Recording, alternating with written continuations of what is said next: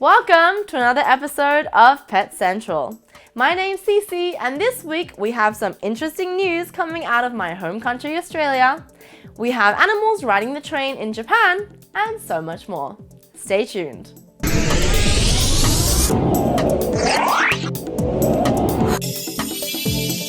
A little while ago, we covered a story about a dog who held up a train while conductors tried to lure him off the tracks with a cookie.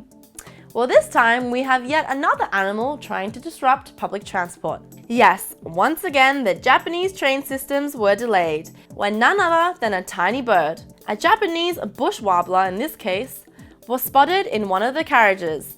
This caused conductors to delay the train, which in this case was on the Keihin to Hoku line. This video shows conductors or JR staff holding nets and all chasing after the involuntary passenger, who was darting from one end of the carriage to the other, and who was too confused to leave after boarding the train. The staff also posted this sign which reads, "There is a bird inside the carriage, so do not enter." Eventually, the little bird was caught and subsequently released by the staff.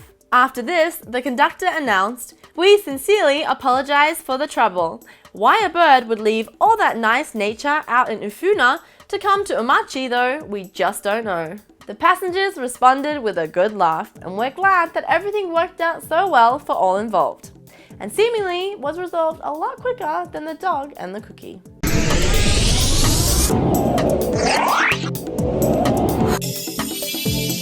We've done a few stories on unique pets before, but this next one has to be my favorite, and I'm sure the fact that it comes from my home country of Australia has nothing to do with it. Meet fellow Aussie Jackson O'Doherty and his BFF, a pet baby kangaroo named Damien.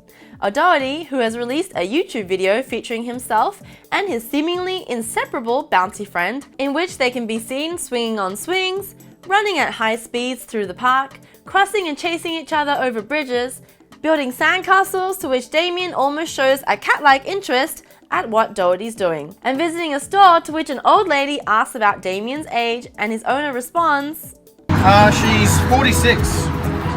46? The video has gone viral and shows the possible bond between a baby kangaroo and a human.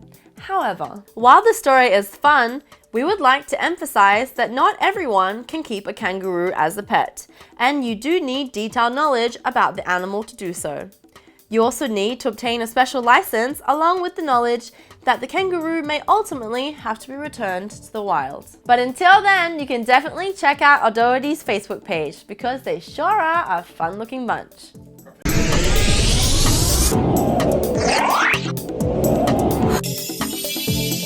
Welcome to another session of Ask the Vet, where you get to ask one of our vets a question about your pet. This week's question comes from Bruce Barron, who asks, "I just adopted a kitten.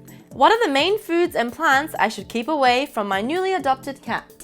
Oh, well, congratulations. That's super news that you've adopted a kitten, and you're going to have a lot of fun for the rest of your kitten's life. Because remember, a cat is for life. So you've got probably 15, 16, 17 years ahead of you together. So the first thing you must do is understand how a cat works. And cats are predators. They're inquisitive little creatures. So when they're not eating the food you give them or sleeping, because a kitten will sleep about 14 hours a day, they are going around your house trying to find some prey. And prey is all around your house. It's anything that you've just asked the question about that could be a toxin and a poison for them. So starting with plants. There are many, many plants that people keep as house plants. And what I recommend you do is go and Google safe house plants for kittens. And you'll see a variety there that are not toxic. Now that doesn't mean the plant won't upset your kitten, because if it tries to play with it or it pulls bits off and it ingests a bit of the plant, it can still upset its tummy. So keep that in mind. And baby rubber plants are lovely climbing plants for your kittens. As far as other products go, make your house kitten proof.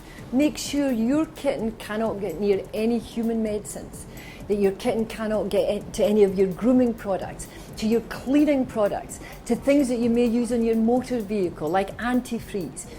There's many miscellaneous things around the house like bars of chocolate. Kittens should not be allowed access to chocolate.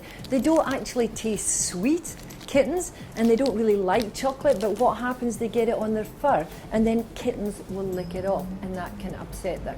So that's just a small handful of some products. Most important thing, make sure your kitten cannot get access to some of these potentially toxic poisons. And that's it for another session of Ask the Vet. Now, if you have a question that you'd like one of our vets to answer, hop onto our Facebook page and hashtag Ask the Vet.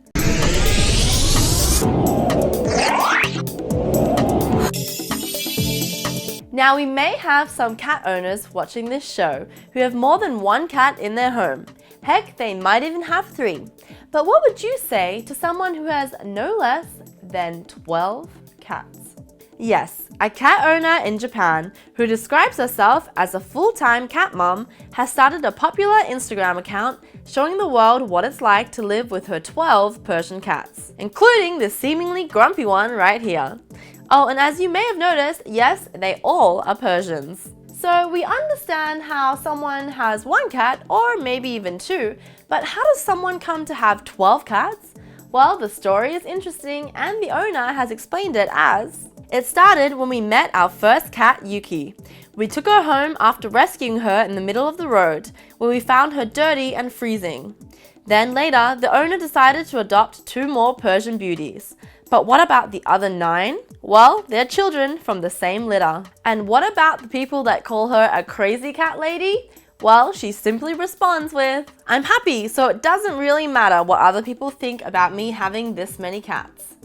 Our 12 cat lady assures everyone, however, that all cats are either neutered or spayed, and she really does draw the line at 12. So if you want to see more of her 12 feline friends, who through some trickery she manages to have all look at the camera at the same time, check out her Instagram handle below.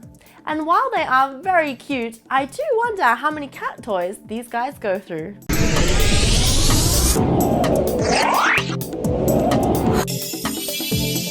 Seeing as how we're approaching the tail end of the year, we thought it would be fun to check in with the Comedy Wildlife Awards at www.comedywildlifephoto.com and pick our top 10 favorite photos. So here we go.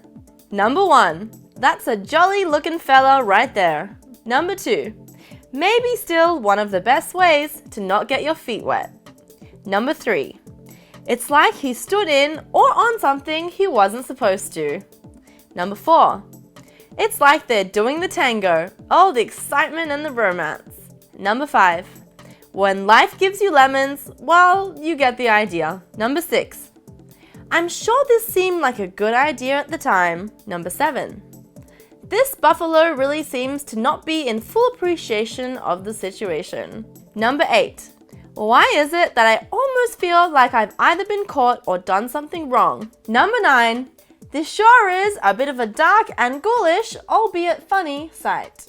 And number 10.